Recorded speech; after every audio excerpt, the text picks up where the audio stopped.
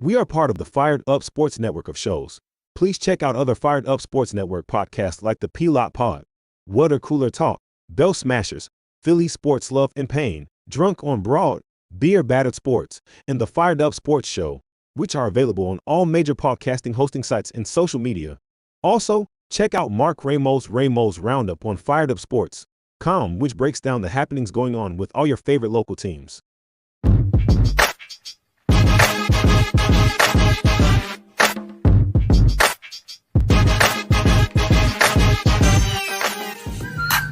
The Philadelphia Eagles are Super Bowl champions. Swing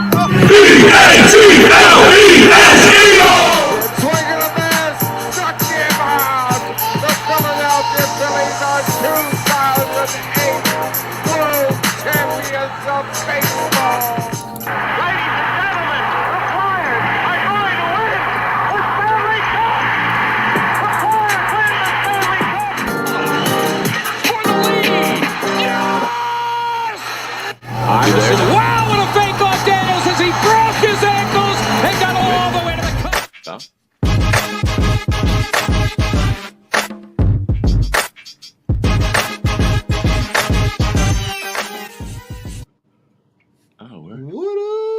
What up? What's going on? What up, boys? What's Happy happening? Christmas. Happy holidays. Happy Christmas. Merry Christmas. Happy holidays. Holiday. Oh, oh, Well, I believe the appropriate movie quote is, look what you did, you filthy animals. What's going on, God. boys? Morning, guys. Morning, guys. Good morning. I mean, listen, it kind of, it sucked. Kind of was what it was. Yeah. Yeah. You know, I think for what it was and what happened, and you lose Hurts 11 plays into the game, and then you try to make do with Kenny Pickett, and Yeah. you still put up 33. 33. You should win. You have your defense getting 5 turnovers. Your points off of turnovers was horrendous. Ugh. Which really hurt you. You have a defense like it's hard to give the defense a bunch of crap when you get 5 turnovers, but you also let up 22 points in the fourth quarter. You letting Jaden Daniels throw for 5 touchdowns and 258 yards. So game was just weird. You had Saquon Barkley get 110 yards in the first quarter, and you think you're about to you think you're on the verge of like letting him run for like 300 yards and like 4 touchdowns.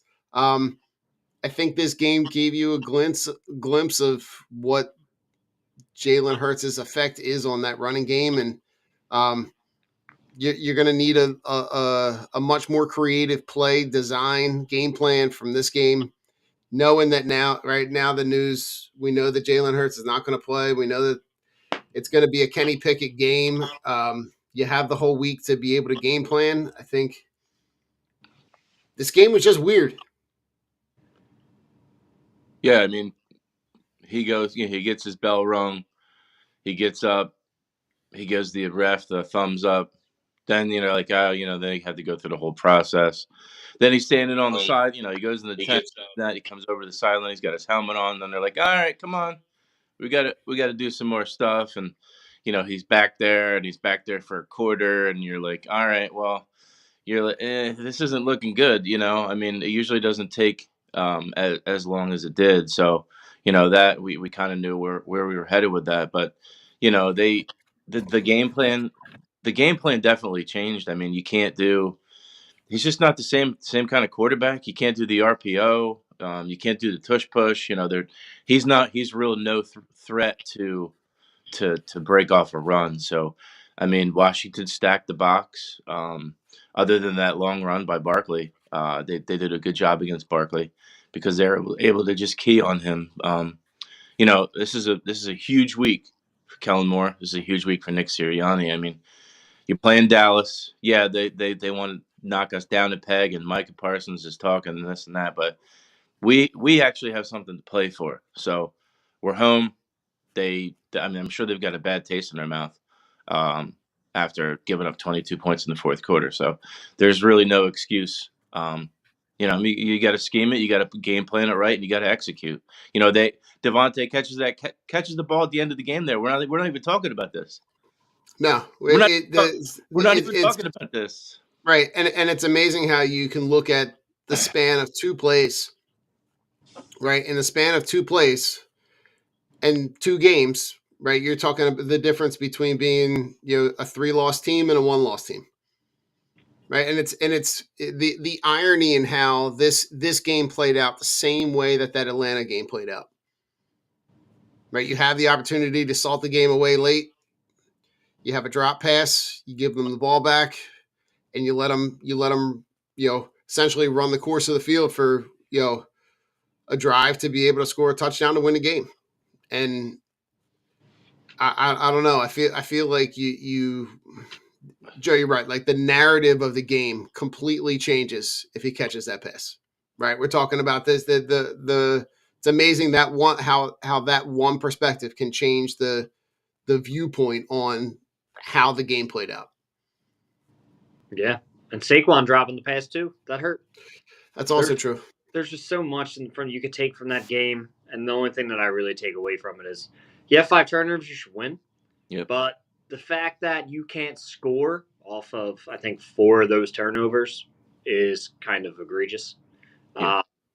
Kenny Pickett is terrible. And I'm not even sugarcoating it. He was bad with the Steelers, and he looked bad with us. Like that one play to A.J. Brown, the 43-yard pass. That was all underthrew to A.J. Brown that he came back and called it. Like, if the defender was in the right position, it should have been intercepted. He takes forever to hand the ball off. And he had multiple instances where he threw the ball late with plenty of time. A.J. Brown going toward the sidelines. A.J. Brown was open in the flat. And he waits till the last second and throws it. A.J.'s got to turn around with his body. A.J. drops the ball, which is an easy catch and completion for the first down. Yep. I don't have much takeaways from that game. I don't think Washington's a good team because we were boat racing them. If Jalen Hurts stays in the game, we win by 30, and I'm not even kidding. Like, that game would have been over at the second half. Saquon probably would have had 250 yards, and things would be different. But Jalen Hurts got knocked out, so it's up to everybody else to step up. The problem was nobody stepped up. Defense, yeah, you got turnovers, but Zach Bond kind of disappeared for the first time. Quinyon Mitchell kind of disappeared for the first time. And then CJGJ getting ejected for fucking using words, not even throwing punches, having his helmet ripped off before he gets ejected. Just kind of doesn't make fucking sense to me. So you lose him, then you bring in McCollum, and then McCollum lets up 3 touchdowns. So it's kind of like, okay, you lost your leader on offense and you lost your leader on defense. And you still only lose by 3. Right. Like, this is a great football team. We know they're a great football team. It's hard in the NFL to win a game without your star quarterback. Look at all the other fucking teams who can't do it. Yep. Jalen Hurts is extremely important and extremely vital to this offense because you see how terrible it looks without him. Kenny Pickett, for what ungodly reason he is our backup, makes no fucking sense to me.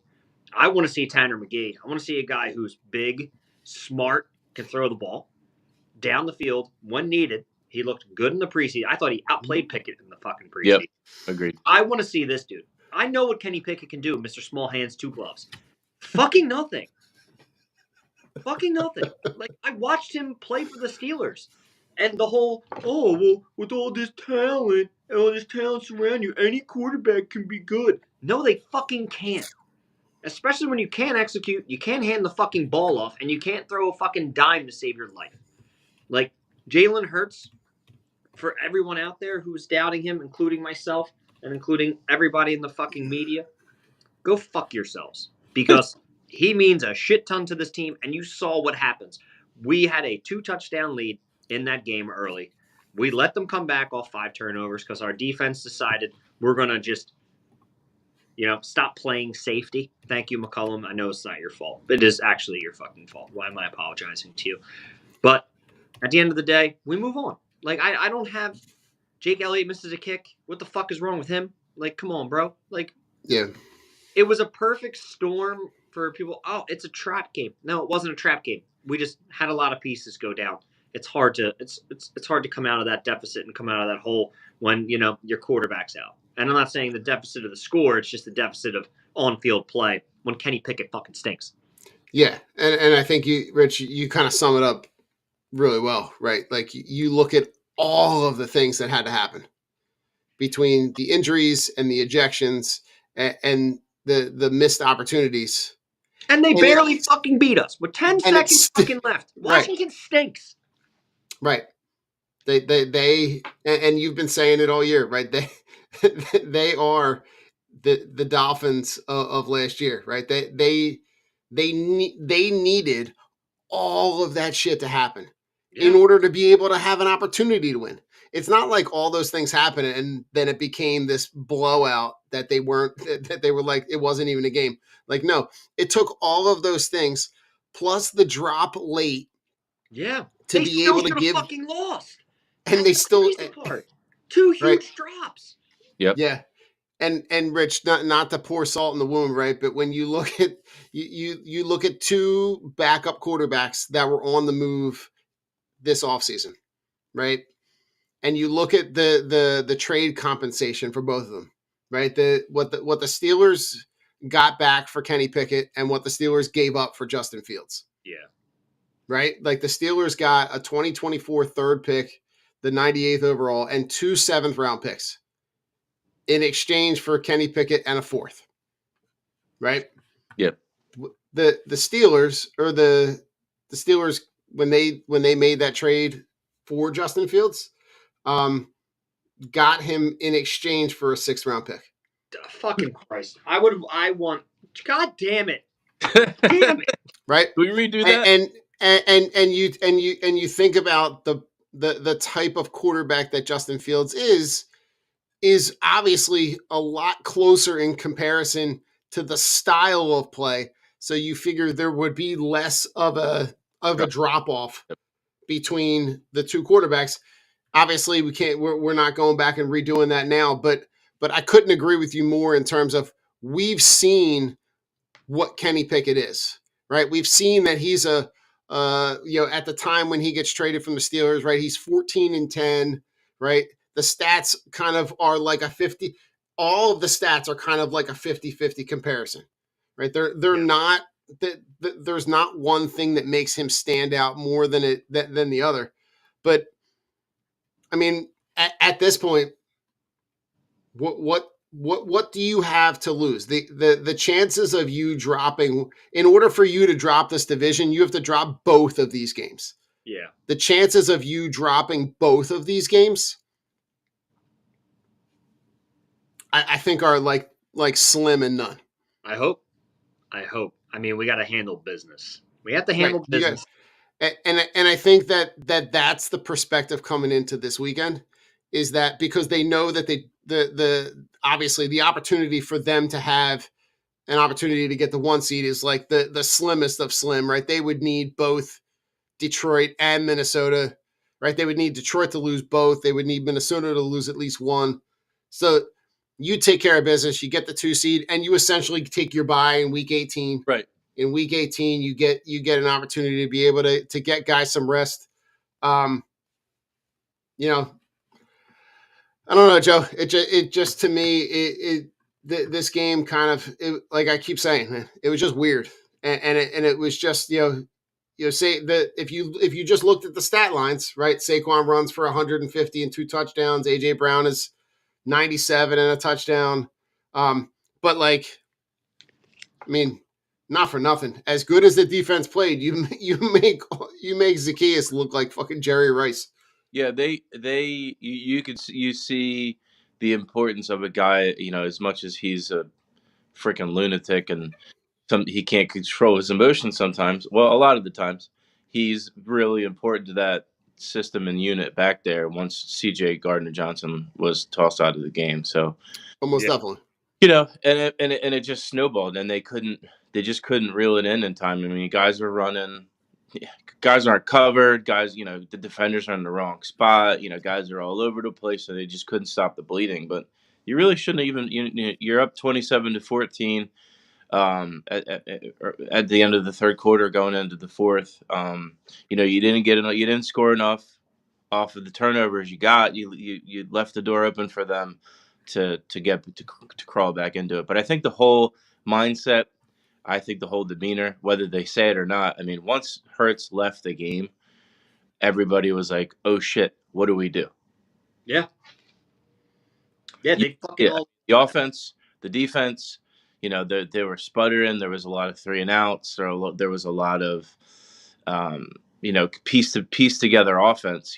Kellen Moore and Nick couldn't get it reeled in and dialed in time. I mean, Kenny might be trash and Kenny might be average, whatever, but he had no reps until he was in the game with the starters. So. Yeah, and I think, Joe, the hope this week is maybe that's different when you have the full week, when you have the week to game plan to design a game plan around what he might do. I'm not going to say that he does well, but what he might do better than some other stuff. Right. Just don't be the guy that's gonna you make a play and we lose the game. The game is in the balance and you throw an interception or you have a fumble or you have a wrong read. Like you can't the interception, yeah, it was one blemish, but you got to know where the defender is all the time. Okay, well that guy, maybe he's gonna drift back into coverage. You've got to be 100% sure before you let that ball go. I don't want you sticking the ball into tight windows. Take the safe and easy way out. I want screen passes this week. I want slants. I want quick passing game, and they've got to find a way to utilize. Obviously utilize Saquon. I mean, they're going to key on him, but Dallas is terrible against the run. So they've got to find a way to establish the run, and that sets up the pass. But we have something to play for. We're at home. They should come out. They need to come out with a pissed off attitude, and say, we've got to win this game so we can rest our guys, so we can pretty much lock up the two seed, and then use the last week as a bye week, because a lot of these guys they need a break. They need a break because you're playing the following week after that. So we'll see, man. I might be on an island by myself out here, but I would love to see if Jalen's ready to roll for the Giants game. I'd like to see him out there for a series or two, throw a couple passes around. I mean, the last thing you want is him to be cold or rusty going into a playoff game. I mean, he played the beginning of the Washington game, and then he wouldn't even play again till what would be the earliest game? The 11th, probably something like that. I don't know. Like I said, I might. They wouldn't buy to win the division. I'd like to see him get out there, just throw a couple balls around, and then go sit out the rest of the game. So now that they've extended the playoff seeding to 7, right? Only the 1 seed. So you're going to have the most likely scenario, right? Is obviously in the AFC, the Chiefs have already locked that up, but in the NFC, depending on how this week and next week play out, it's either going to be the Vikings or the Lions. Right. Joe, my only caveat to that is if Hurts plays, everybody plays. Right? I'm not putting Jalen Hurts out there with any of the backup linemen. Oh, right. Yeah, absolutely. Right. Like, so like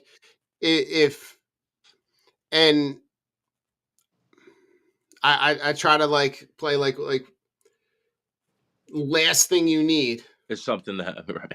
Is something to happen, right? And we saw that, right? It could happen on play number 1. It could happen 10 plays into the game. It could not happen at all, right? Sure. So like you're kind of like you're rolling the dice. Yeah, you're when right. There's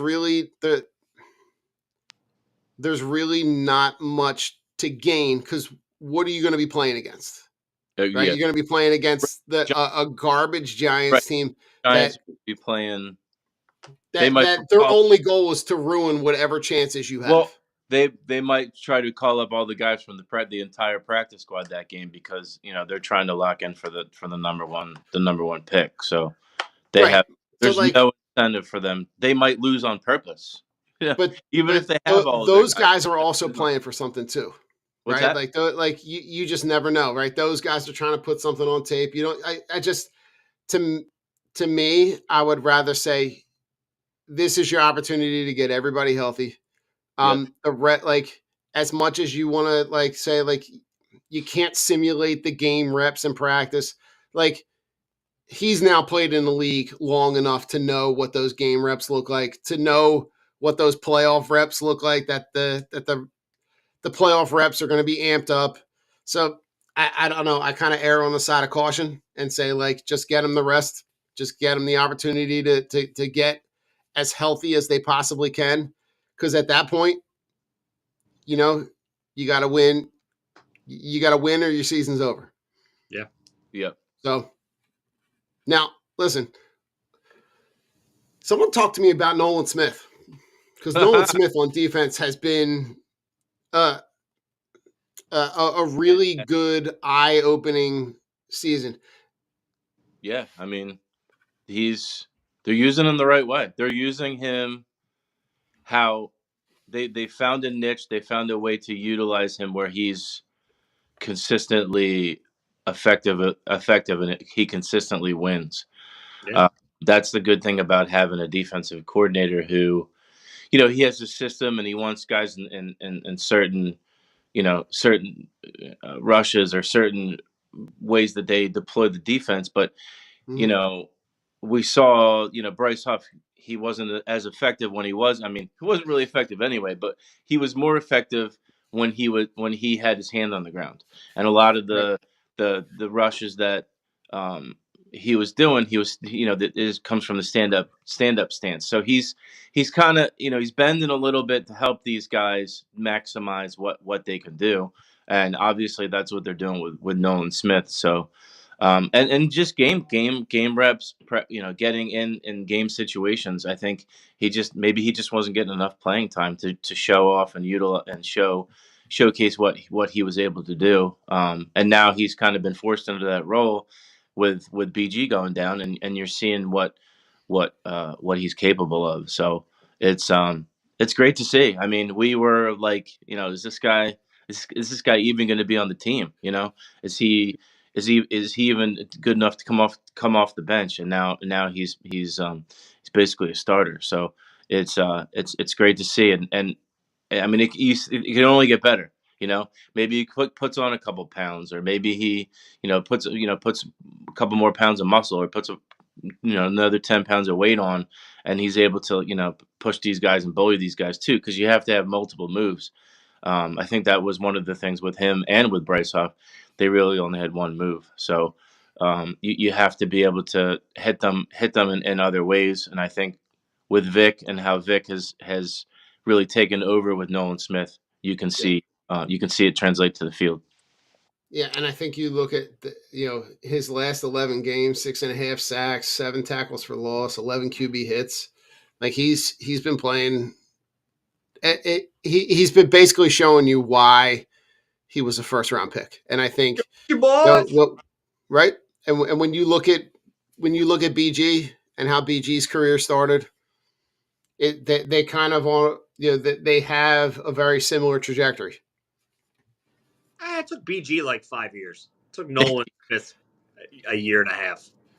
I don't want to go that far. We waited a long time for Brandon Graham. Yeah, we did. And We love you, BG. We love you, BG. Happy as fuck that we waited. All right, you didn't Right. you didn't let me finish. I'm gonna let you finish, but I'm not gonna. Beyonce had a great album. All right, that's all I'm gonna say.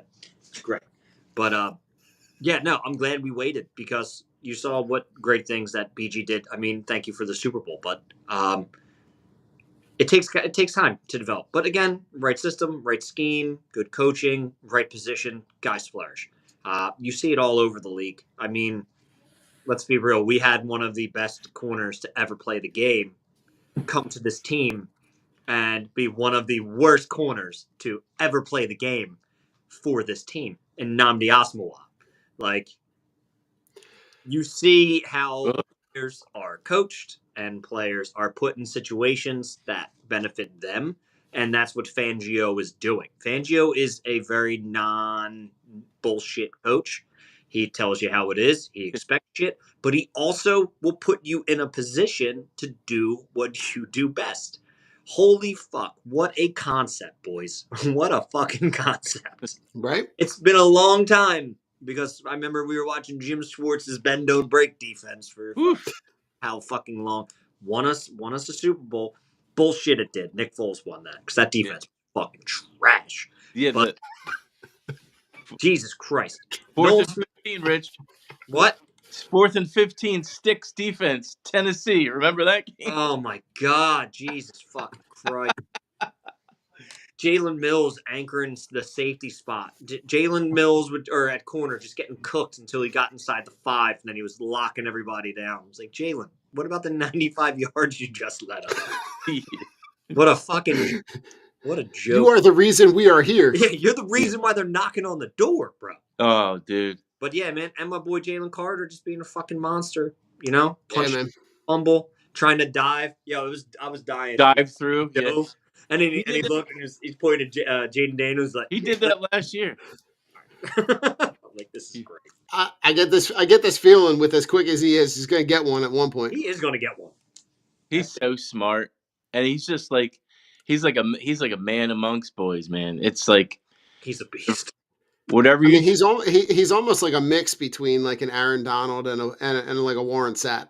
Just like smart, savvy, like, but I'm also just gonna beat you into submission too. I like that. He knows what your move is gonna be, and I'm like, you know what, my move is gonna be better. Yeah, buddy.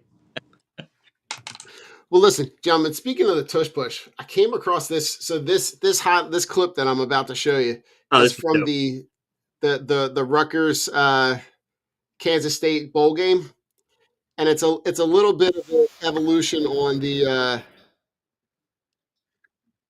tush push. Yeah.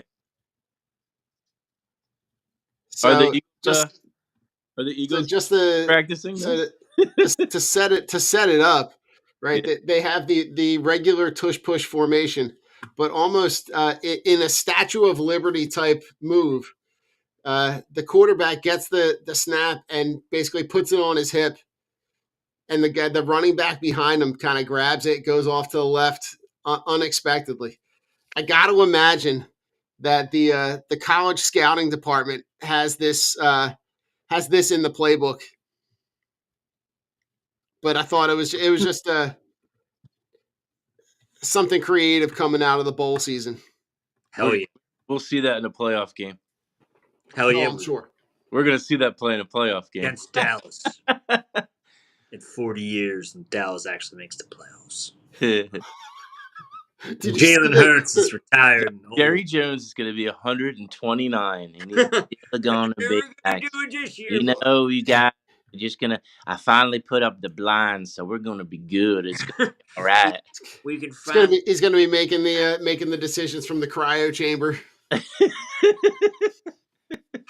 He's going to see the light, and his team's going to see the light, if you know what I'm saying. Oh, God. That's why I want half these guys to go away, because they make terrible decisions. Pump them full of whatever. Oh, my God. Well, listen, you're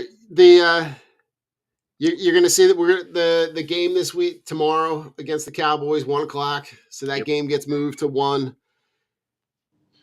You're playing a pretty banged-up Dallas squad, but they have won. I mean, I know their schedule has not been like super strenuous, right? But they have won 4 out of the last 5. You can only put those in front of you, right? So they beat Washington and New York. They lose to Cincinnati. They beat Carolina and Tampa. Yeah, I mean, but you are looking at a team that's now going to be, they're not going to have CeeDee Lamb. CeeDee Lamb's out for the season, right? So you're talking about an offense that has Cooper Rush, Rico Dowdle, Brandon Cooks, Jalen Tolbert, and Jalen Brooks. There's no excuses this week, right? The Cowboys kind of like waved the white flag a little bit. I mean, other than the defense and Micah Parsons and this and that, and like, but Micah Parsons can't play offense, so no, there's really no excuses. You can't make any more excuses this week. I mean, you got a bad taste in your mouth from last week. You've got the 2 seed to lock up. You got to get Kenny rolling a little bit and get the team back on track this week, because you have to have, it's good to have a backup quarterback who can actually win a game when you need to win a game. So, um, I mean, it's just line up and smack the guy in front of you and win the one-on-one battles. It's a big week, like I said, for Kellen Moore. You got to find a way to get this guy rolling. What does he do? What does he do well? And we'll find that out this week. But it's you got to see a little bit some different wrinkles, some different play calls to get him comfortable, to kind of get him in a rhythm. But the Eagles defense should mash the Cowboys offense. The Eagles defense should mash the Cowboys offense. This should be like, it should be a bloodbath, but it's an NFC East game. It's probably going to come down to one possession, which a lot of the times it does. But this is a get right game for the Eagles defense. Yeah, we need to win. That's pretty much all there is. That's it. That's it. We need to win. Like, we can't make excuses. I mean, it's Cooper Rush and no one versus our whole defense. You know what I'm saying? Like, I'm not worried. Yeah. I don't feel like anything is a trap game. I really don't. I haven't walked into this year saying, all right, this is a trap game. This is what I'm worried about. Like, no, we just need to handle business. Like, I don't think, we're gonna come out, we're not gonna execute. Like, no, we've been executing. The only fucking 2 losses we have are from drops or 3 losses. We got 2 drops. You know what I'm saying? Go out there and win. Like, I'm frazzled because I'm pissed. Like, last week shouldn't have happened. Yeah. And now we're rolling into Dallas against basically no offense. And we can't let them hang in the game. We have to, regardless of who our quarterback is. Kenny Pickett, you have to step on the next. Give the ball to Saquon. Let him run for 250. Control the clock. Do what you did to Pittsburgh. If you're really that worried about it, do what you did to Pittsburgh. Play great defense. Control the clock. And have those demoralizing 7, 9, 10-minute drives. Get out of there unscathed. Move on to the Giants. Beat the crap out of the Giants. Lock up this division. And then just roll. I mean, I'm glad we got the loss out of the way. Always say I like seeing the adversity, and I like seeing how they respond. But I think everybody's pissed off over their performance of last week. There's no way that you can have 5 turnovers, score 33 points, and lose. And now you have a Dallas team, which is perfect to take your frustration down on. You already beat them by, I think, 20? What was it? 20? You beat them by 24? 6. 24. 34-6. I mean, yeah, 28. Yeah, we beat them by 28. Like, come on, let's step on their necks again. And that's when they had CD Lamb. So let's go. Like, Right. I mean, come on. Get in playoff form. Let's not overthink this, Vic. No. This is just line it up, cover the guy in front of you, get pressure on the quarterback, stop the run. I mean, it seems pretty cut and dry. It's just going out there and doing it, winning. Who cares what the score is? And getting out of there without any injuries. You need your health. We're in that stretch run where you're going to need all guys on deck. So, yeah, go. Hey, they need to go walk it. We're sitting here talking it. They just need to go walk it and finish. Just got to go out there and finish the job. You just got to win. We came to win the game. Like, like you play to win. I don't need to hear like, oh, we're getting motivated or we're getting up for this game. No. We're ramping the guys up. We're handling business. Everybody's getting ramped up. Just go I think there's an overwhelming advantage when you match up our defense and their offense. Yeah. And I think that's where you kind of you're going to need them to take advantage of the fact that, like, you have so much talent on defense right now compared to what they are going to put out on offense. Yeah. And I think that's where you put them in opportunities, right? And you look at the stat lines of the game from the first game, and you look at how they were able to limit them in the passing game and be able to lock them down. I think you see a repeat of that. And then you're going to need to be able to get the ball out quick. Joe, go back to something you talked about earlier, that your ability to be able to get A.J. Brown on those slants early is where he shines, right? Be able to get him in space, coming across the middle, be able to get him a little headway to be able to run. It really gives this team an advantage to be able to kind of set themselves up to kind of run away with it. So I'm excited about where this offense can be going into the playoffs and where you really kind of take advantage. But you're going to have to protect the ball because they're going to do whatever they can to get Micah Parsons an advantage. Yep. So if they know that you've seen the Cowboys be able to line him up all up and down the line, right? So you know that he's not just going to stick on the one side with Lane Johnson. You know he's going to be on the other side with Jordan Mailata. You know you're going to stick him. They're going to let him kind of play that like that robber, right? Just kind of line up anywhere, stand up, rush wherever. So I think you're going to need to do a good job of protecting the ball because he's going to go at the ball, right? And he wasn't playing the last time they played. So, like, you got to be able to protect the ball. So, if Kenny Pickett's got to be able to get the ball out, Get it out. You got to just get it out. And if that's a throwaway, whatever, but you got to be able to protect the ball and be able to get them opportunities to be able to keep advancing the ball. But Rich, to go something you just talked about, right? Those long drives, be able to control the clock and just kind of salt the game away. You have the opportunity to be able to do that with this team. Yeah, that should be the focus. The focus should be go in, win the game, get home unscathed. It's late in the season. Everyone's hurt. Everyone's banged up. You just got to make sure you're the least banged up of both teams when you're playing. And we have the opportunity to be healthy, but we also have to stop making the mental mistakes.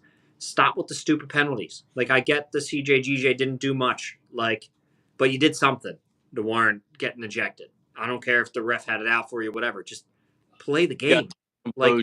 Composure. Yeah, keep your composure. I love the fact that you're an agitator, but at the same time, bro, you're not helping nobody being in the locker room. You saw that. You saw what this team is and how depleted at safety they are of skill when he's not in the game. Like, it runs different. Like, guys are going to be completely out of position, and you've seen it trickle from the linebackers down. You saw Bond looking lost on the last touchdown pass because usually CJ is playing in that spot, telling him what to do. Like, you're not getting the over the top help. And the same thing with the corners. You're not getting the over top help. Like, you see how important CJ is to this team and being the vocal leader and setting these guys up in position. Without that, it doesn't look as good. But go in, handle business so nobody gives a shit. It's always fuck Dallas all the time. Right. I don't care. We lose every single game. You beat Dallas. That's what's important to us. Yeah. And then you just move on, man. Like, I'm excited to see this team back to full strength. I'm excited to see this whole team be where they need to be. It just needs to happen. And hopefully it's a get right next week with the Giants. We get everybody back together. We see the team, and Saquon breaks that record because that's what I want to see. I'm excited for that, and I'm just excited to see some playoff football go through Philly. Most definitely. Yeah, let's do it. Can we line it up and play right now, boys? No. Right. Now listen, before the some stat that I saw it was the day after Christmas. The stat about the viewership for the Christmas Day games, the NFL versus the NBA, where the NBA used to own Christmas Day, their average viewership was 5.2 million people throughout the day. Yeah. Okay. For the NFL, and remind you, the NFL game was on Netflix, so you had to have that.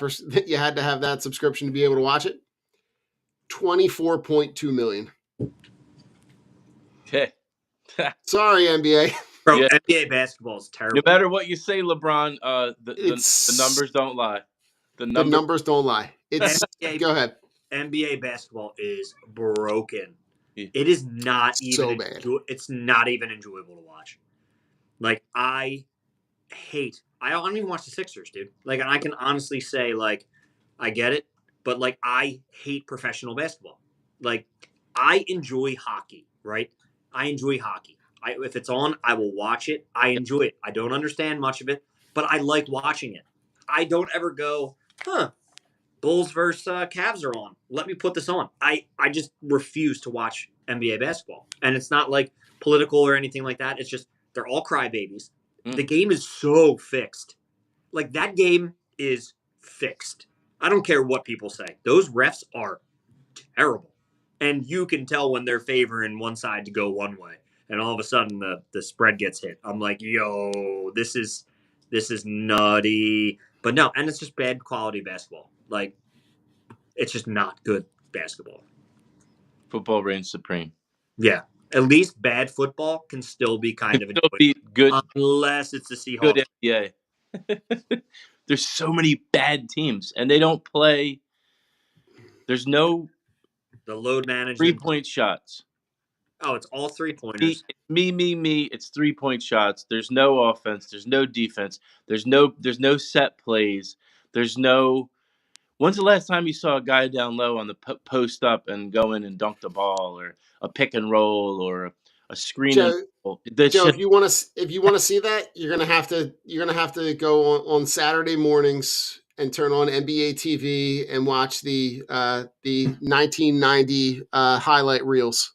Yeah. And we don't even sound like you're never gonna see it about this, but we're really not. It's just like the evolution of basketball. It was like chuck and run. Like that's it. It's just chuck and run. And it's annoying. Like I get it for you make 3 threes and they make 4 twos. We're up. Whatever Steve Kerr was like preaching in the beginning. Right.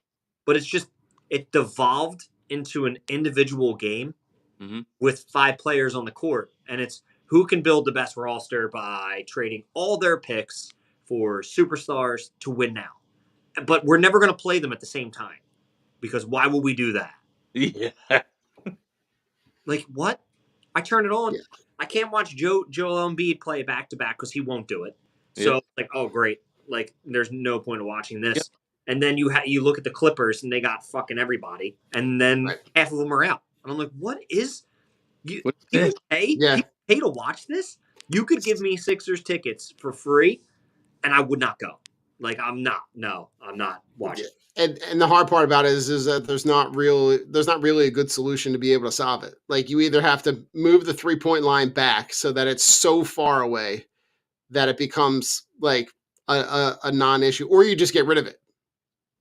Like I would love to see the one thing I would love to see if the NBA did that for one season, like just got rid of the 3-pointer and make them actually play team basketball, like draw bullshit like that. Right. Like that. Those to me are like those are the only kind of real solutions. Eliminate the reach in foul. I mean, oh my God. You eliminate the reach in foul and you can't complain about it, or you get a foul or a technical. Just you can't even steal the ball. There would be nobody left after the first quarter. No. And that's the whole thing is the complaining. And it's just an awful it's an awful product. Epically bad. Epically bad. And they just want advertising, so they're just gonna load up the jerseys with even more bullshit. There's gonna be like Rockatan all over the jerseys. They already got like everything else. Just throw whatever else other symbol you want on your chest to make money. And LeBron will tell us how great the product is. Get the hell out of here, dude. He's delusional. Well, gentlemen, final thoughts. Let's get a Birds win. I'm just excited. Yeah. You know, we've had a lot of football on this week. I will honestly say though, Thursday night football is constantly terrible. With Seattle and the Bears this week, that was atrocious. With the Ravens destroying the Texans and the Texans only scoring 2 points, that was atrocious. Pittsburgh getting destroyed by the Chiefs. Good God. Let's hope for some good games today, boys. We got 3 games on today. Let's hope for some good ones. All right? My final thoughts. Give these fucking football players a break. Like, I know we love football and we want to shove down our throats. They need to come up with another bye week of some sorts or an extended thing to keep these guys fresh, because we can't dilute the product like the NBA or baseball or any of that. Like, we need to see these guys play and be healthy for playoffs, because the injuries in this league are insane. So fix it, NFL.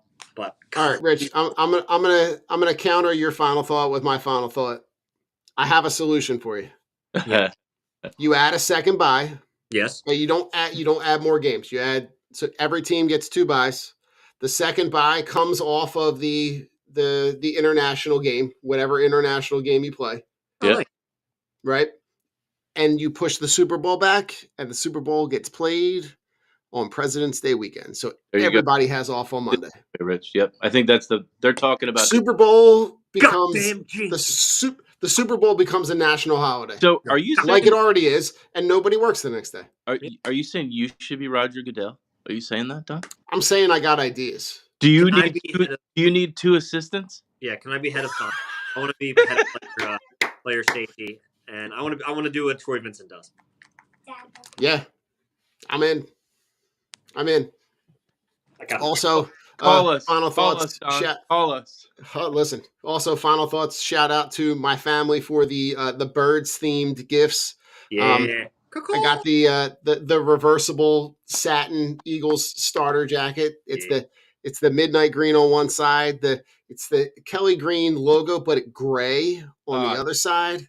Right. I got my daughter painted the first Philly special Philly Christmas special album cover. My son did a little ornament with all the team mascots on it. Just the handmade, heartfelt gift, like the starter jacket from the childhood. Man, it just hit everybody. It hit me all in the field. So shout out to them too. That puts a smile on your face forever. That one is never leaving my side. Hell no. Joe, you got a final thought before we jump out?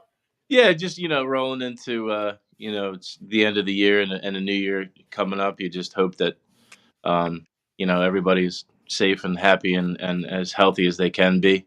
Hopefully, well, at least for my side, hopefully this year coming up is going to be better. But I don't know. There's a lot of things on our plate and on our side that are not great. So you kind of just you as you get older. I mean, I'm 46 now. You kind of see like this is the trajectory of your life.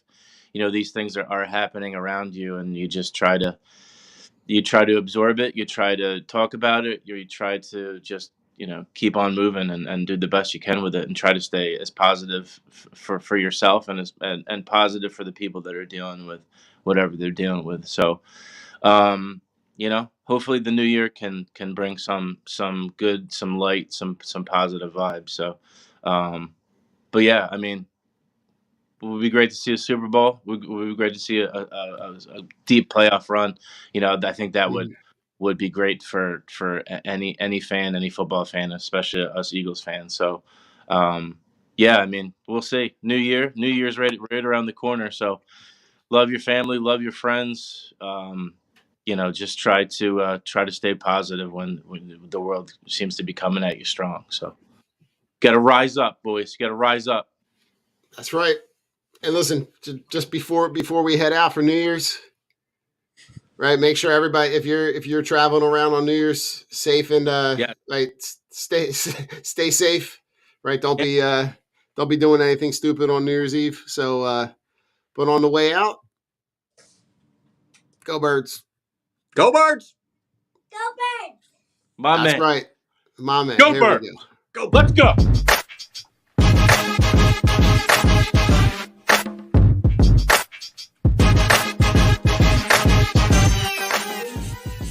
The Philadelphia Eagles are Super Bowl champions.